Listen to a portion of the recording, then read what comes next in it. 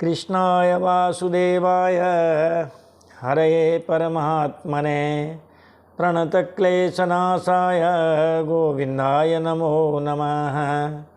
सच्चिदानन्दरूपाय विश्वोत्पत्त्यादिहेतवे तापत्रय विनाशाय श्रीकृष्णाय वयं नमः। समस्त कथा श्रोता बंधुओं को सादर जय श्री कृष्ण, जय श्रीमन नारायण।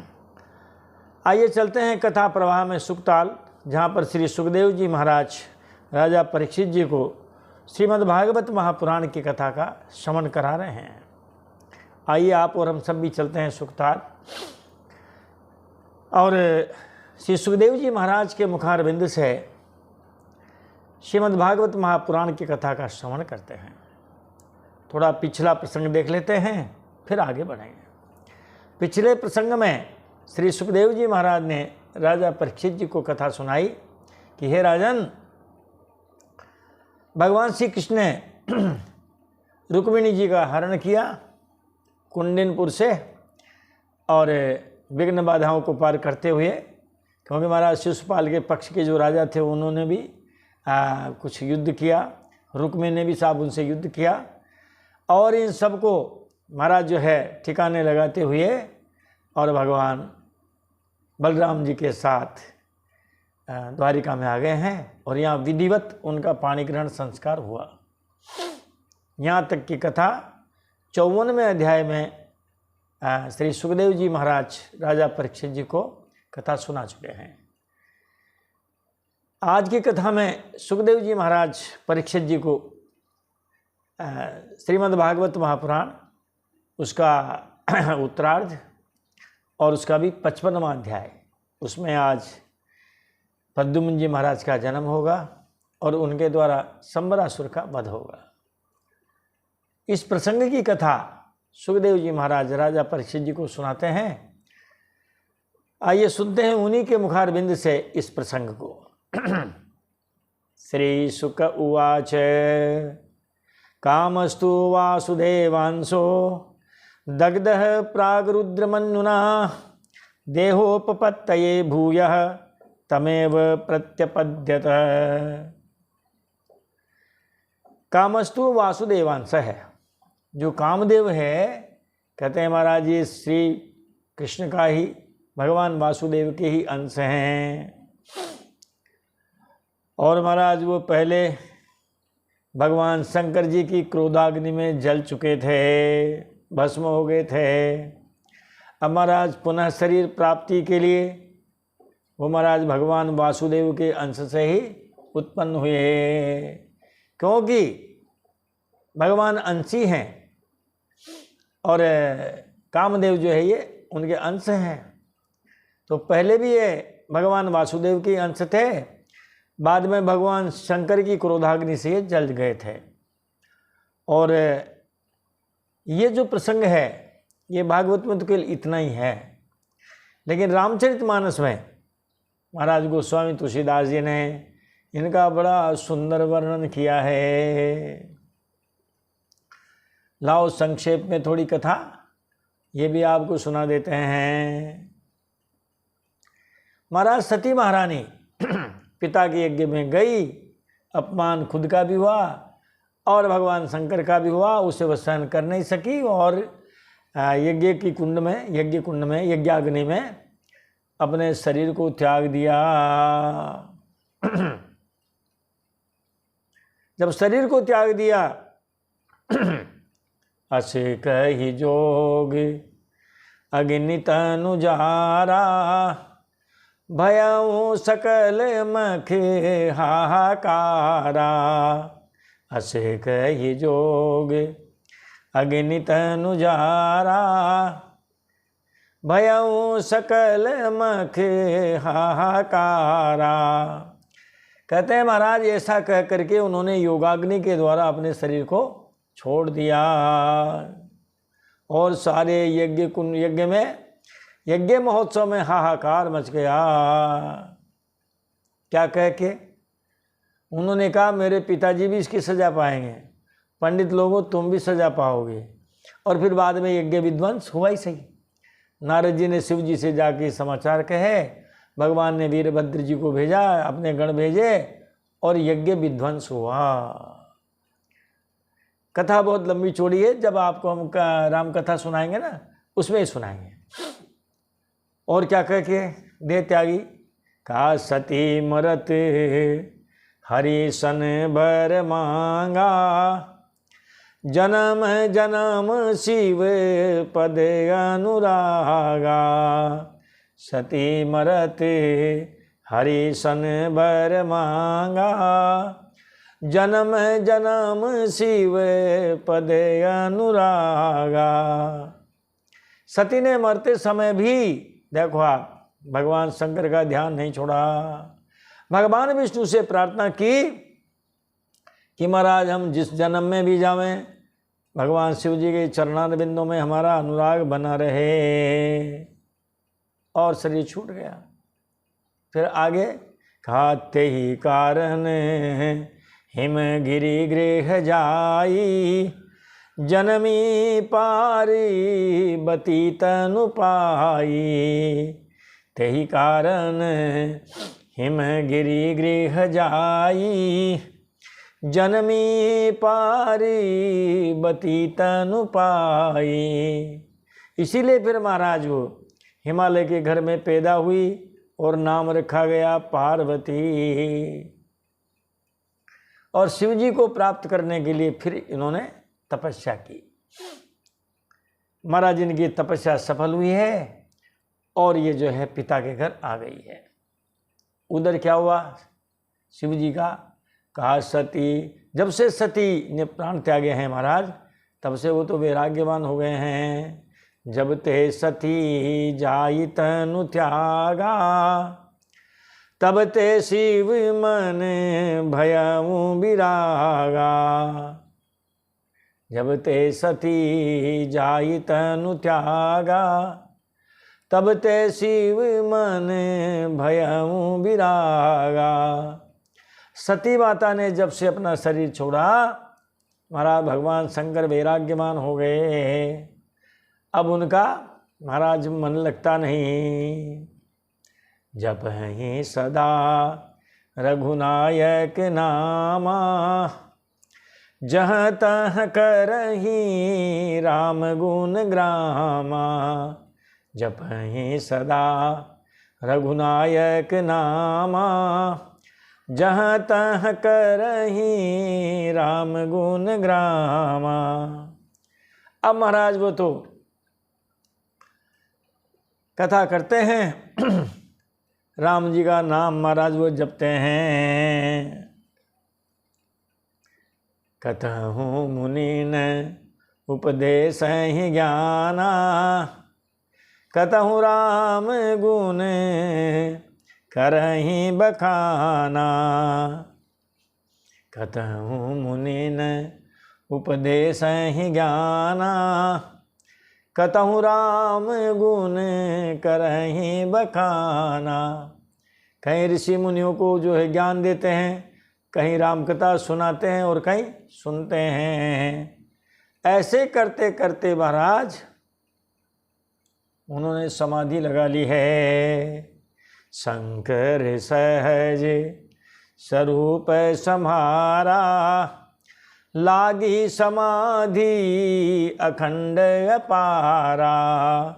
शंकर सहज स्वरूप सम्हारा, लागी समाधि अखंड अपारा।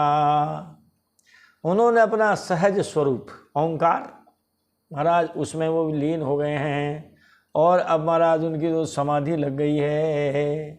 शंकर भगवान समाधि में स्थित हैं।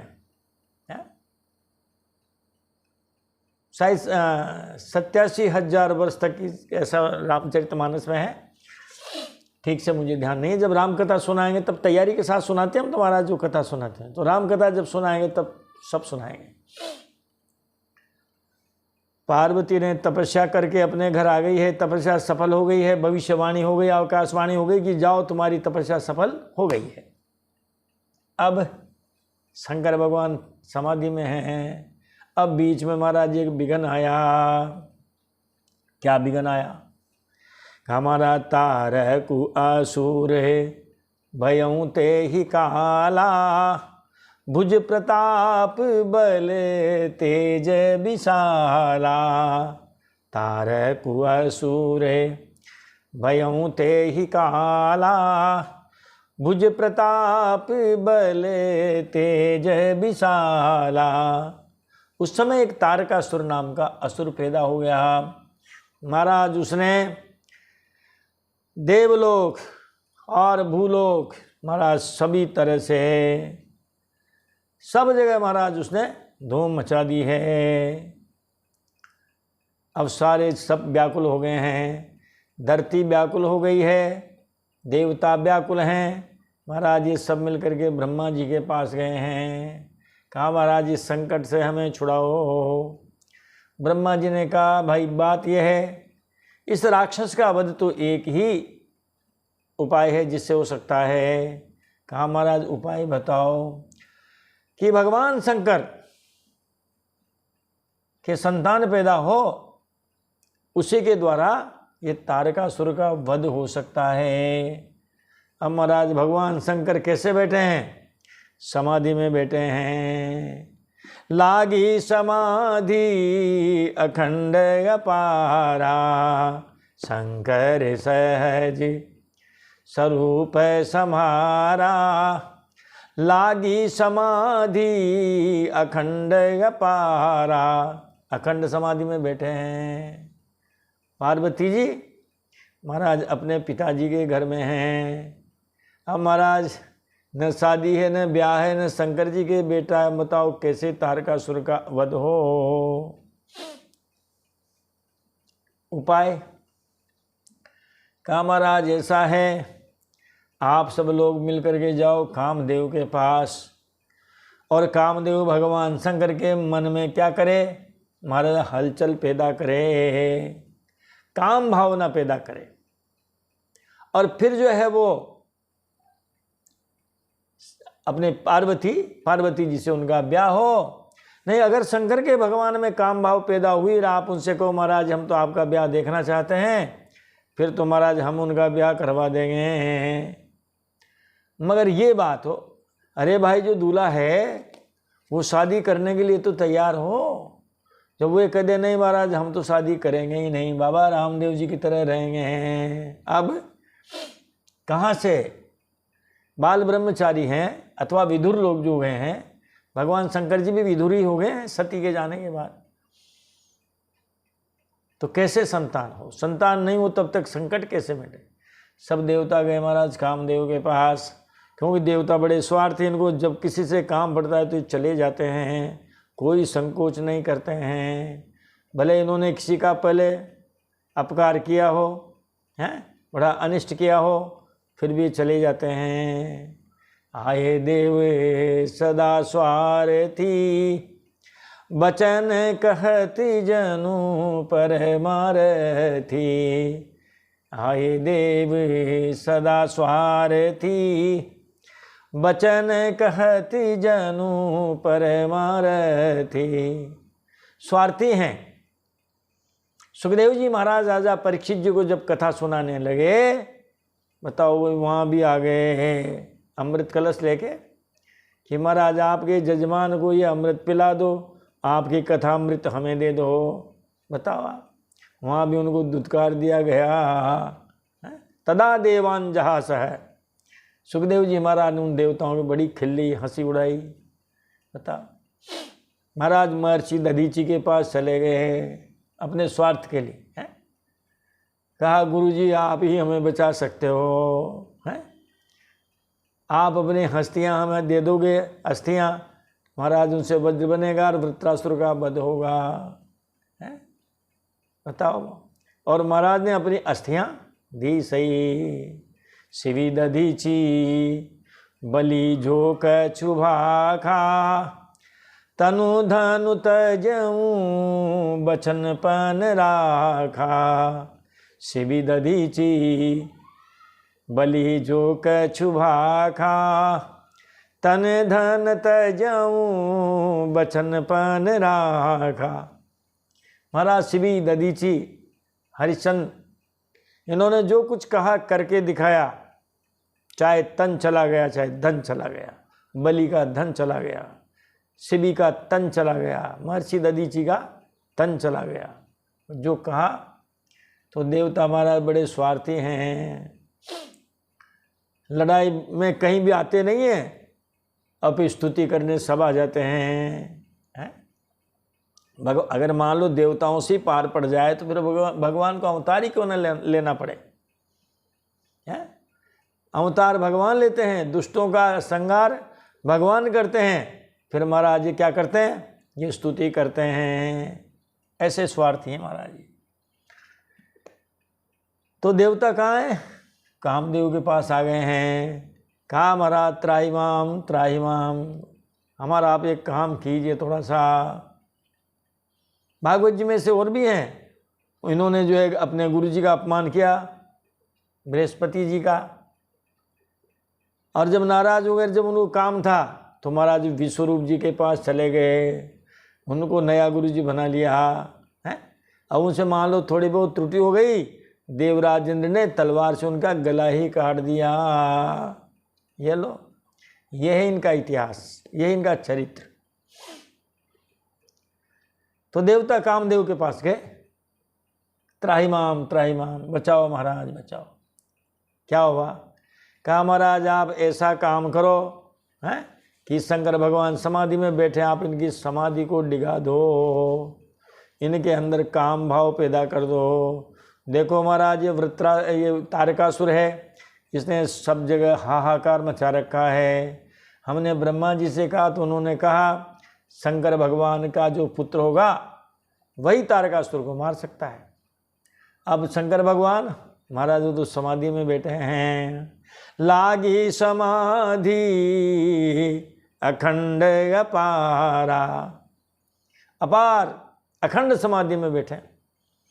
उन्होंने कहा तुम मराओगे मेरे को, हैं? महाराज भगवान शंकर, उनको कौन कर सकता है, उनको विचलित कौन कर सकता है। लगता है महाराज हमारे अब दिन कम ही रह गए हैं। उन्होंने कहा महाराज जैसे भी हो आपको ये काम तो हमारा करना ही पड़ेगा, है ना। कई आते ना ऐसे बड़ी मजबूरी दिखाते, बड़ी लाचारी दिखाते हैं।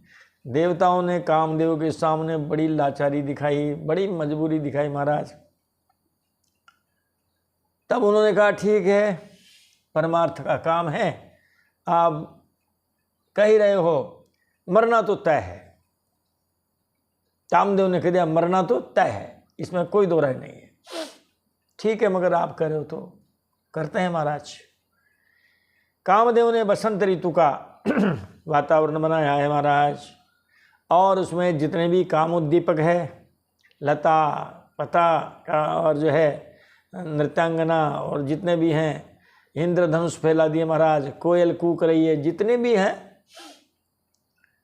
ये सारा का सारा वातावरण बनाया है वहाँ पर कैलाश पर्वत पर जाके। और महाराज जो है स्वयं एक आम के पेड़ पर चढ़ गया है। कामदेव का नाम पंचबाण भी है। कामदेव के पास 5 बाण हैं, एक बाण में ही व्यक्ति धराशायी हो जाता है? जिसमें 5 बाण जिस पे लग जाए तो महाराज फिर क्या बात है। जैसे वो नींद का इंजेक्शन होता है ना, गोली इंजेक्शन, जो भी इतना साल लगा दो महाराज, जय सिया राम, है 24 घंटे की समाधि लग जाती है। पंचबाणस्तु बाण, 5 बाण हैं, अरविंद है, अशोक है, आम है, ऐसे 5 बाण हैं इनके। आम के जुर्मुंड में बैठ गया महाराज, और वहाँ से उन्होंने जो अब शिव जी के ऊपर लगाया है निशाना। जब निशाना लगाया है तो महाराज भगवान शिव जी थोड़े विचलित हुए हैं, और फिर उन्होंने लगाया अपना बाण, और फिर इस प्रकार भगवान की समाधि टूटी है। उन्होंने देखा ऐसा कौन है, तो महाराज जो है क्या हुआ कि तब शिव तीसर नयन उहारा, चितवत कामू भयं सोई जारा। तब सेवते सहरे नयन उघारा, चितवत कामू भयं जरि छारा। तो चितवत कामू भयं जरि छारा। क्षार का मतलब होता है बानी, भस्मी। जब देखा भगवान ने कि कौन, तीसरा नेत्र खोल दिया महाराज, और उसमें से जब आग की लपटें निकली है, तो आग की लपटें निकलने से जब कामदेव की तरफ देखा, देखते काम जल करके भस्म हो गया। ये हुआ महाराज कामदेव से जल के भस्म हो गया। अब महाराज उसकी पत्नी रति वो रोती रोती आई है कि महाराज आपने हमारे पति को जला दिया, अब हमारा क्या होगा। तो महाराज जो है भगवान शंकर ने उनको फिर वरदान भी दिए हैं, क्योंकि जो समर्थ व्यक्ति हैं वो दो काम करते हैं। सासति करी पुनि करहि पसाऊ, नाथ प्रभु ने करे सहज सुभाऊ। सासति करी पुनि करहि पसाऊ, नाथ प्रभु ने करे सहज सुभाऊ। जो समर्थ होते हैं उनका एक सहज स्वभाव होता है महाराज, वो कोप भी करते हैं और कृपा भी करते हैं। कोप किया तो देखो महाराज कामदेव को जला करके राख कर दिया। अब कृपा, तो महाराज कृपा क्या की उन्होंने, देखो आप, काम जारी रति कहूँ बर दीना, कृपा सिंधु यह अति भल कीना। कामु जारी रति कहूँ बर दीना, कृपा सिंधु यह अति भल कीना। काम को जला दिया, रति को वरदान दे दिया, जाओ तुम्हारा पति तुम्हें कब मिलेगा, कि जब जदुबन से कृष्ण अवतारा, हो ये हरण महामहि भारा। जब जदुबन से कृष्ण अवतारा, हो ये हरण महामहि भारा।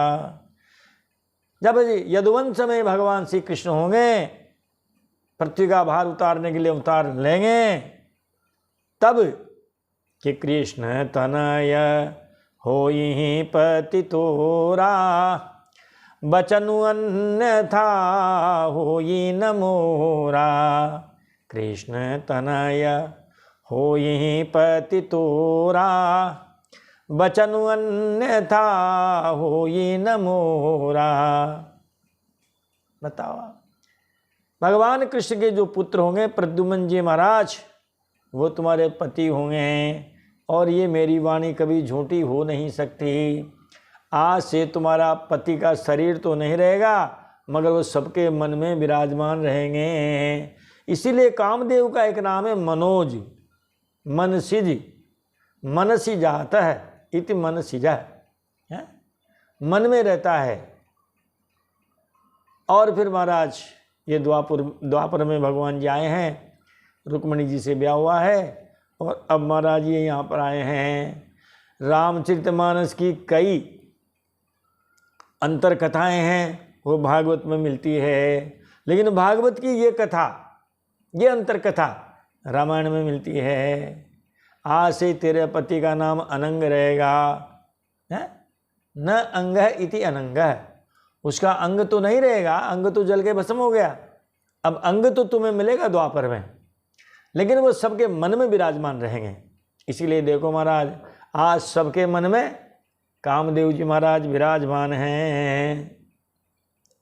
अब महाराज देवताओं ने हाहाकार मचा दिया है, सब देव भगवान के पीछे पड़ गए हैं, शंकर भगवान के, और भगवान विष्णु को भी ले आए, और उनसे भी ये कहा कि महाराज एक बच्ची है पार्वती, जिसने इतनी तपस्या की है, उसको स्वीकार करो आप।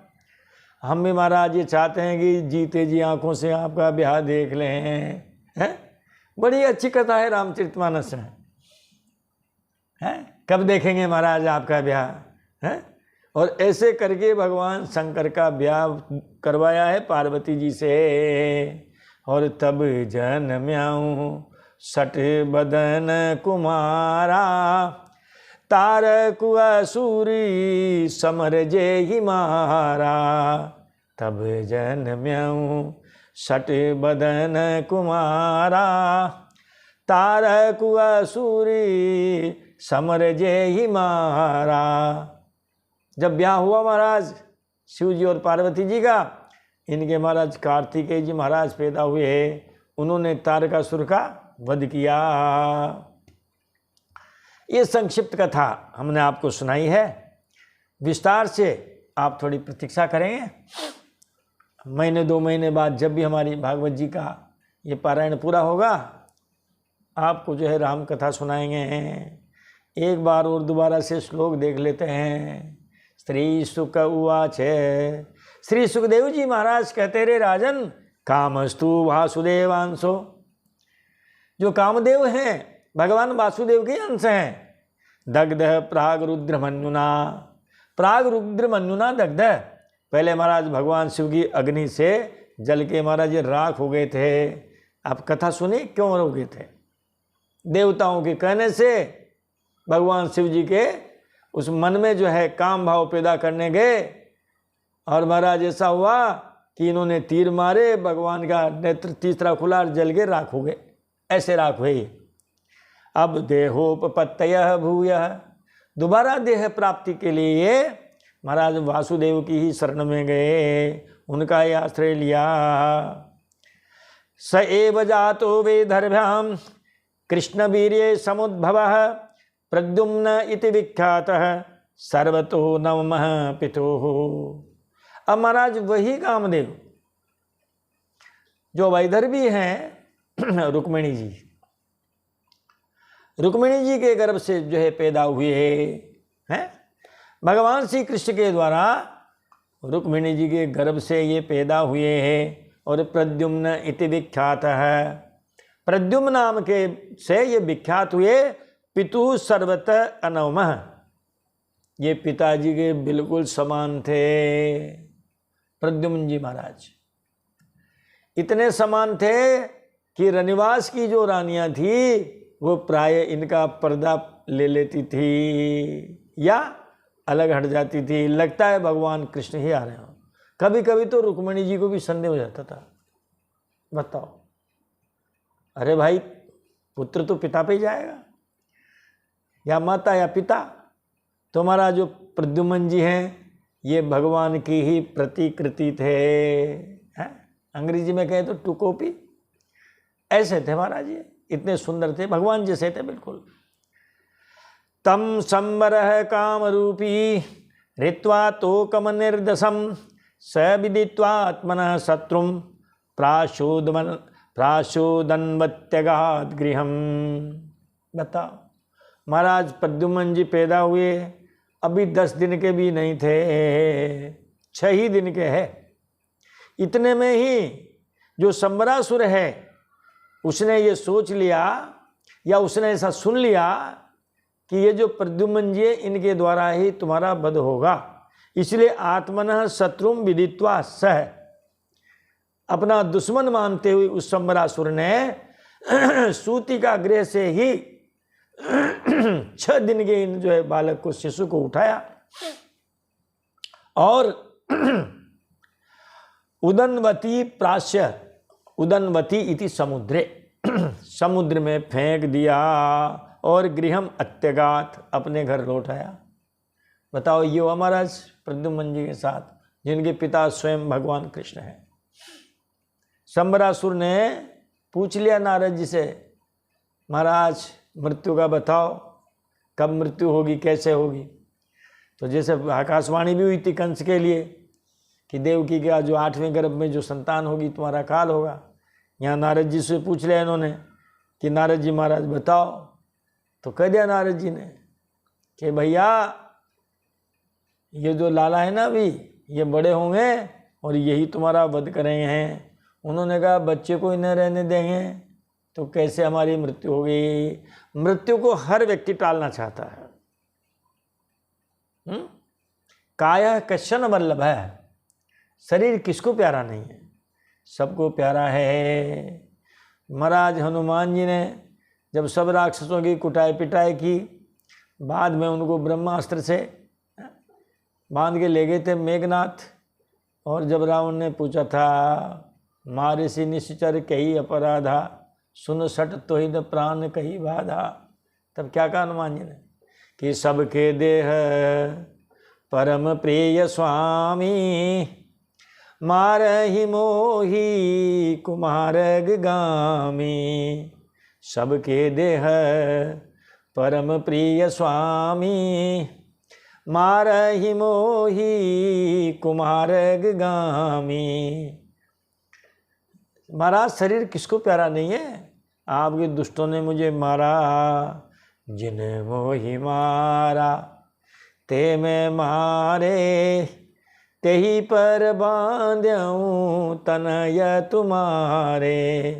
जिन मोहि मारा ते मैं मारे, तेही पर बांध्यऊँ तनय तुम्हारे। महाराज जिन्होंने मुझे मारा मैंने भी उनको मारा, बात इतनी सी है, आपका बेटा हमें बांध लाया है। तो महाराज शंबरासुर ने 6 दिन के बालक प्रद्युम्न को सूतिकाग्रह से उठाया है। मायावी है, कामरूपी का मायावी, समुद्र में फेंक दिया और घर आ गया। विष्णु पुराण में भी इसका उल्लेख है। विष्णु पुराण में है षष्ठन्नि जात मात्रस्तु प्रद्युम्नम सूतिका गृहात्, ममेश हन्तेति मुने ऋतवान काल संवरः। शंबरासुर ने नारद जी से अपने मृत्यु का कारण पूछा। तब महाराज तब नारद जी ने कहा कि श्री कृष्ण का पुत्र ही तेरी मृत्यु का कारण है। इसलिए शंबरासुर ने सूतिकाग्रह से 6ठे दिन में ही बालक प्रद्युम्न जी को अपनी माया से हर कर समुद्र में फेंक दिया। और क्या हुआ, काकतालीय न्याय से वो बालक एक मच्छ के मुंह में जाके गिरा। छोटी को मछली कहते हैं और बड़े को मच्छ कहते हैं। नर्मदा तो वहाँ भी होती है। भले हम किसी को पुल्लिंग बोलें किसी को स्त्रीलिंग बोलें, है ना, कौवा कौवा कौवा, तो सारे कौवा पुल्लिंग थोड़ी हैं, आधे नर भी हैं आधे मादा भी हैं। तो मछली मछली मछली तो कोई सारी स्त्रीलिंग थोड़ी है, कुछ स्त्रीलिंग है कुछ पुल्लिंग है। मच्छ के मुंह में जाकर गिरा, किस न्याय से, काकतालीय न्याय। ये काकतालीय न्याय क्या है, अकस्मात होने वाली घटना। जैसे महाराज कौवे की वजह से मौत होती नहीं है और बड़ा चालाक बड़ा चतुर है, कभी शिकंजे में फंसता नहीं है।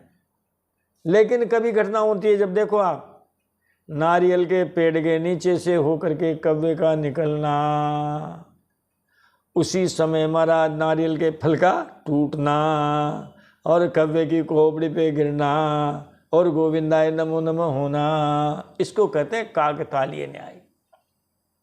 हम आपको समय तो थोड़ा लगेगा, सत्य घटना बताते हैं। और ये हमारी रिश्तेदारी में हुआ। बालक था बहुत हष्ट पुष्ट, बहुत जवान। महाराज वो पशु चिकित्सक थे, अपनी मोटरसाइकिल से किसी पशु को देखने जा रहे थे। मौत ले जाती महाराज। जबकि उसको रास्ते में कुछ लोगों ने रोका भी सही, अरे बैठो डॉक्टर साहब थोड़ा चाय वाय पी जाओ ना, एक पशु देखना है, अभी आएंगे तो चाय पिएंगे।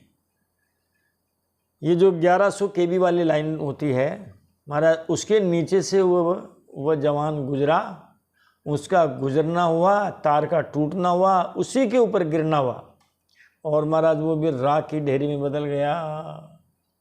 मोटरसाइकिल जल गई, वो खुद जल गए, खत्म, सेकंड में प्राणांत महाराज। बताओ, इसको कहते हैं काकतालीय न्याय। काक आगमनम इव और ताल पत्रम इव, कव्वे का आना नारियल का गिरना। तो ऐसे ही महाराज शंबरासुर ने बालक प्रद्युम्न जी को फेंका और वो मछली के मुंह में जाके गिरे। अब तम निर्जगार बलवान मीनः सोप्य परहि सह व्रतो जाले न महता गृहीतो मत्स्यजीव भी। तम बालकम तम शिशुम बलवान मीनः निर्जगार, बलवान एक मच्छ ने निगल लिया, लेकिन उस मच्छ को भी अपरैष है और मच्छों के साथ और मछलियों के साथ महाराज मछली पकड़ने वालों ने जाल फैलाई और अन्य मछलियों के साथ वह मछली भी फंस गई जिसके पेट में प्रद्युम्न जी महाराज विराज रहे हैं। अब क्या किया, उन्होंने ला करके महाराज सम्बरासुर की रसोई में दे दिया, ये लो महाराज आज आपका ये लो भोजन इससे बनेगा। तम संबराय कई वर्ता उपाजरुपायनम सूदा महानसम नीत्वा अवध्यन स्वदितेनाद्भुतम। कई वर्ता है ना, वह धीवर वह मछुआरों ने महाराज उस मच्छ को सम्बरासुर के लिए किसमें दे दिया, उपायनम। उपाजरु, उपायनम का मतलब होता है भेंट। बड़ी मछली फंसी महाराज, अरे तो राजा को दो, खुश हो जाएगा। उन्होंने उस मच्छ को ला करके राजा को भेंट में दे दिया और राजा ने आज्ञा दे दी कि इसको कहाँ ले जाओ, रसोई घर में ले जाओ। महानसम, महानस का मतलब होता है रसोई घर। महाराज उसको रसोई घर में ले जाया गया और वहाँ जा करके उसको कुलाड़ियों से उसको काटने लगे। कुलाड़ियों से जब उस मच्छी को काटा, दृष्ट्वा तदुदे बालम मायावत्यै निवेदयन् नारदो कथयत् सर्वं तस्या संकित चेतसः बालस्य तत्त्वमुत्पत्तिं मत्स्योदर निवेशनम। रसियों ने मत्स्य के पेट को जब चीरा तो महाराज उसमें बालक निकला। बालक को देकर उसे सम्बरासुर की दासी मायावती को दे दिया। उसके मन में भी बड़ी शंका हुई, ये बालक कहाँ से आया, कैसे आया। तब नारद जी ने आकर के बालक का कामदेव होना, श्री कृष्ण की पत्नी रुक्मणी के गर्भ से जन्म लेना, मत्स्य के पेट में जाना, ये सारी की सारी कथा नारद जी महाराज ने उस मायावती से कह दी है। साच कामस्य वै पत्नी रतिर्नाम यशस्विनी पत्युर्निदग्ध देहस्य देहोत्पत्तिम प्रतीक्षति। सम्बरासुर के यहाँ जो काम कर रही है मायावती, वह मायावती कामदेव की यशस्विनी पत्नी रति ही थी। और जिस दिन शंकर जी के क्रोध से कामदेव का शरीर भस्म हो गया था, उसी दिन से वह उसकी देह के पुनः उत्पन्न होने की प्रतीक्षा कर रही थी। महाराज अब बालक का पालन पोषण करने लगी। तो पहले तो वो बालक माता और पुत्र के समान ही रहा, उसका व्यवहार रहा पुत्रवत। महाराज प्रद्युम्न जी बड़े होते गए, फिर बाद में उसकी वो भाव बदल गए। अब महाराज पत्नी भाव आने लग गया। मायावती प्रद्युम्न जी से प्रेम करने लगी। तब प्रद्युम्न जी के पूछने पर नारद जी के वचनों का स्मरण करती हुई बोली, उसने कहा महाराज आप मच्छी के पेट से आए हैं यहाँ, आप कुछ नहीं है, हमारे पूर्व जन्म के आप हमारे पति ही हैं। रतिरुवाच भवान नारायण सुतः शंबरेणारितो गृहात् अहम तेधि कृतादा पत्नी रति कामो भवान प्रभो। रति ने कहा, हे प्रभो आप स्वयं भगवान नारायण के पुत्र हैं। सम्बरासुर आपको सूतिकाग्रह से चुरा लाया था। आप मेरे पति स्वयं कामदेव ही है और मैं आपकी महाराज सदा की धर्म पत्नी रति हूँ। अधिकृत, बताओ आप कहते हैं किसी को अधिकृत करते हैं, पट्टा बना देते हैं, लाइसेंस। महाराज मैं आपकी लाइसेंस शुदा पत्नी हूँ। आप पहले कामदेव थे, मैं पहले आपकी पत्नी थी रति, और फिर महाराज भगवान शंकर की क्रोधाग्नि में आप जले, यहाँ पैदा हुए, सम्बरासुर ने वहाँ फेंका है। पूरी घटनाक्रम नारद जी ने जो मायावती को सुनाई थी वो सब उसने भगवान के उनको जो है सुना दी प्रद्युम्न जी महाराज को। एष त्वा निर्दशम सिंधौ प्रक्षिपत् संवरो सुरः मत्स्योग्रसी तदुदरात् यह प्राप्त हो भवान प्रभो। एष त्वा निर्दशम सिंधौ, यह संबरासुर त्वा इति त्वाम यानी आपको, त्वाम त्वा दो रूप बनते हैं, अस्मत् सबसे द्वितीय विभक्ति के एक वचन में दो रूप बनते हैं। कहते हैं अहम त्वा सर्व पापेभ्यो मोक्षयिष्यामि मा शुचः सर्वधर्मान् परित्यज्य मामेकं शरणं व्रज अहम त्वा सर्व पापेभ्यो मोक्षयिष्यामि मा शुचः। त्वा इति त्वाम माँ इति माम। कहते हैं महाराज आप 6 ही दिन के थे, आप 10 दिन के भी नहीं हुए थे महाराज। ये सम्बरासुर गया मायावी रूप बना करके आपको सूतिकाग्रह से उठाया इसने और समुद्र में फेंक दिया। वहाँ आप मछली के उदर में समा गए थे हैं, और वहीं से फिर मछली के पेट से आप यहाँ आए हैं। यहाँ पर जो है आने के बाद में रसोई घर में वो मछली आई है और इस मछली के पेट से आप हमें प्राप्त हुए हैं। सहज संवरमभ्येते संयुगाय समावयत अविषय्य स्तमाक्षेपहि क्षिपन संजयन कलिम। अब महाराज जब ये बात मायावती ने सुनाई है, अब महाराज जो है प्रद्युम्न जी अब उनका खून खोल उठा है। कहा सम्बरासुर ने आज मेरे माता पिता की क्या स्थिति होगी वहाँ। आज बताओ आप किसी के 6 दिन के बच्चे को कोई चुरा ले जाए, उस माँ की दशा देखो आप, उस पिता की दशा देखो महाराज आप। और ममत्व तो पिता से 10 गुना ज़्यादा माँ में होता है महाराज। हम तो कहें 10 गुना से भी ज़्यादा मान लो आप तो 100 गुना। कैसे भूल सकती है महाराज। उन्होंने प्रद्युम्न जी ने अब सम्बरासुर का वध करने का निश्चय कर लिया। मायावती की बात सुनकर प्रद्युम्न जी सम्बरासुर के पास जाकर के अब कटु वचनों के द्वारा उन्हें बहुत भला बुरा कहने लगे हैं, उनके कारनामे सुनाने लगे।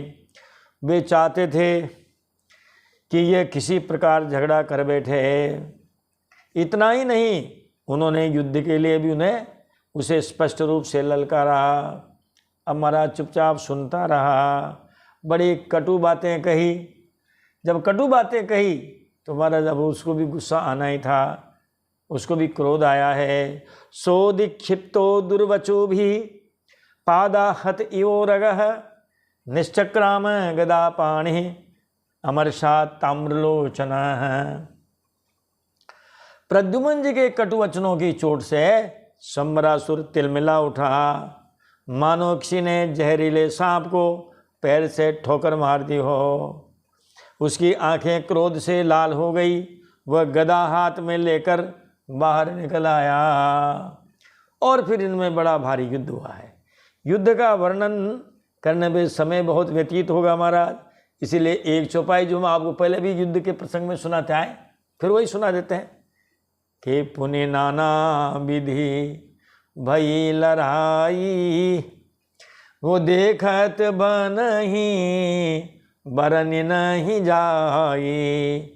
पुनि नाना विधि भई लड़ाई देखत बनहि बरन नहीं जाई। फिर बाद में महाराज बहुत लड़ाई हुई है, देखते ही बनता है, वर्णन नहीं किया जा सकता है। फिर प्रद्युम्न जी महाराज ने निशातमसिमुद्यम्य सकिरीटम सकुंडलम संवरसे शिरः कायात ताम्र स्वस्त्रो जसा हरत। ताम्र स्वस्त्रु ओजसा अहरत।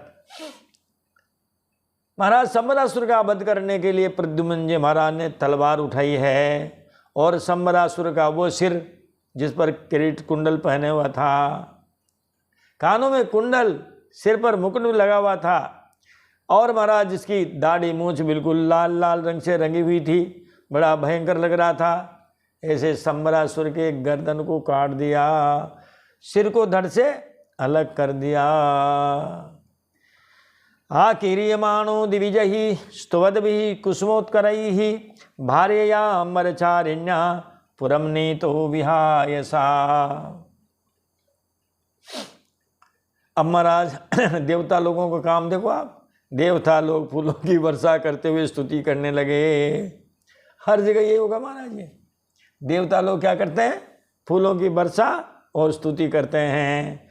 और इसके बाद मायावती है, जो पुरानी रति थी पहले जन्म में, जो आकाश मार्ग से चलना जानती थी, अंबरचारिण्या भार्यया सह।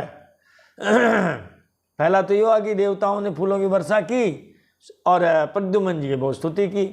अब चूंकि उतनी जो पत्नी थी वो मायावती आकाशचारिणी थी, आकाश मार्ग से पुरम नीतो विहाय सा, आकाश मार्ग से प्रद्युम्न जी महाराज कहाँ ले आइए, द्वारका में ले आई है। द्वारिका में जब प्रद्युम्न जी को देखा, युवावस्था संपन्न को, महाराज सब जो है आश्चर्य में पड़ गए हैं कि भाई लगता है ये तो भगवान कृष्ण ही हैं, लगता है भगवान कृष्ण ही हैं। महाराज उस अंतःपुर की जो है रानियाँ, पटरानियाँ थी महाराज, उन्होंने उनका पर्दा कर लिया है। स्वयं रुक्मिणी जी भी जो है पर्दा कर रही है, लगता है भगवान कृष्ण ही आ गए हैं। रुक्मिणी जी तो ये भी कहती है बाद में, मेरा भी एक बेटा था, वो महाराज छठे दिन ही कोई राक्षसों से ले गया। आज अगर वो जीवित होता, इसी आकृति का होता, देखो आप माताएं हैं भूली नहीं उसको, जहीं उनको देखा तो उसने ये आज अगर मेरा बेटा जिंदा होता, ऐसा एक कद काठी हेल्थ हाइट जितनी भी है महाराज की, रंग रूप है, हाँ चाल ढाल सब में, रूप स्वरूप सब में हमारा ऐसा ही होता। तब महाराज प्रद्युम्न जी को सपत्नी का हुआ जानकर सबको बहुत प्रसन्नता हुई है। तब नारद जी ने सबको प्रद्युम्न जी का सारा वृत्तांत सुनाया है। और महाराज द्वारिका में आनंद की लहर दौड़ गई है। और महाराज प्रद्युम्न जी सपत्नी द्वारिका में पधारे हैं। बोलिए प्रद्युम्न जी महाराज की जय। और यहाँ आकर के 55वें अध्याय का विराम होता है। आगे अब वाणी को यहीं विराम देंगे, मिलेंगे अगले वीडियो में। लेकिन हम आगे का थोड़ा संकेत दे देते हैं कि अगला जो अध्याय आएगा वो 66वां अध्याय आएगा। 60 50 60 का मतलब 6, 50 का मतलब 50, 50 6 56, 56वां अध्याय आएगा। भगवान की और भी पटरानियों से महाराज इनका ब्याह होगा, जिनमें जाम्बवती और सत्यभामा, और जिनका समंतक मणि से संबंध है। भगवान के ऊपर भी लांछन लग गया था चोरी का, और वो भगवान ने वो लांछन जो है अपना मिटाया है सबके सामने। तो समंतक मणि की कथा है। ये समंतक मणि की कथा 2 अध्याय में है। हम आपको जो है समंतक मणि की कथा अगला जब वीडियो बनाएंगे, अभी तो किसी की पहला ही तो ब्याह हुआ, रुक्मिणी जी का ब्याह हुआ, प्रद्युम्न जी का जन्म हुआ, संबरासुर का वध हुआ और द्वारिका में आनंद हुआ। अब अगली कथा में समंतक मणि की कथा सुनाएंगे, जाम्बवती और सत्यभामा के विवाह की कथा सुनाएंगे। तो मिलते हैं हमें अगले वीडियो में। तब तक के लिए प्रद्युम्न जी को और मायावती को, इनको सबको सामने मिलने जुलने दीजिए, सबसे मिलेंगे जुलेंगे, आनंद होगा। बोलिए भक्तवत्सल भगवान की जय, द्वारिकाधीश भगवान की जय, मथुराधीश भगवान की जय, वृंदावन बिहारी लाल की जय। जय जय श्री राधे, जय जय श्री सीताराम।